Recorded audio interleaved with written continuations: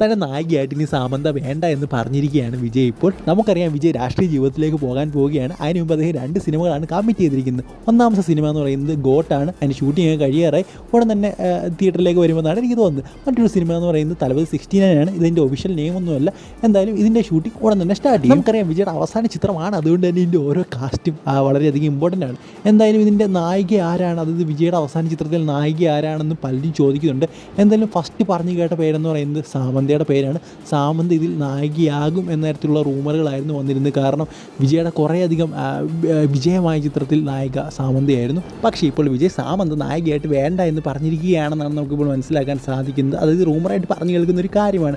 അതിനുള്ള കാരണം എന്ന് പറയുന്നത് സാമന്തയുടെ വിവാദ പരാമർശങ്ങളാണ്. കഴിഞ്ഞ ദിവസം സാമന്ത മെഡിക്കൽ ഫീൽഡുമായിട്ട് ബന്ധപ്പെട്ട ഒരു തെറ്റിദ്ധാരണ സോഷ്യൽ മീഡിയയിൽ പരത്തിയിരുന്നു. അതുമായിട്ട് ബന്ധപ്പെട്ട വൻ വിവാദമാണ് ഉണ്ടായത്. സാമന്തയെ ജയിലിൽ വരെ അടയ്ക്കണമെന്ന് പല ഡോക്ടർമാരും പറഞ്ഞിരുന്നു. സോ എന്താണ് ആ ഒരു വിവാദം എന്നറിയണമെങ്കിൽ അതുമായിട്ട് ബന്ധപ്പെട്ടൊരു വീഡിയോ ഞാൻ ചെയ്തിരുന്നു. സോ ആ ഒരു വീഡിയോ നിങ്ങൾക്ക് 2 വീഡിയോയ്ക്ക് താഴെ, അതായത് ഞാൻ ചെയ്തിരിക്കുന്ന 2 വീഡിയോയ്ക്ക് അടിയിൽ ഉറപ്പായിട്ടും ആ ഒരു വീഡിയോ ഉണ്ടായിരിക്കും. സോ അതെന്താണെന്ന് കാണണമെങ്കിൽ നമ്മുടെ വീഡിയോ സെക്ഷനിൽ പോയി നിങ്ങളെല്ലാവരും കാണാനായിട്ട് ശ്രമിക്കുക. ആ ഒരു വിവാദം എന്താണെന്ന് അറിയണമെങ്കിൽ.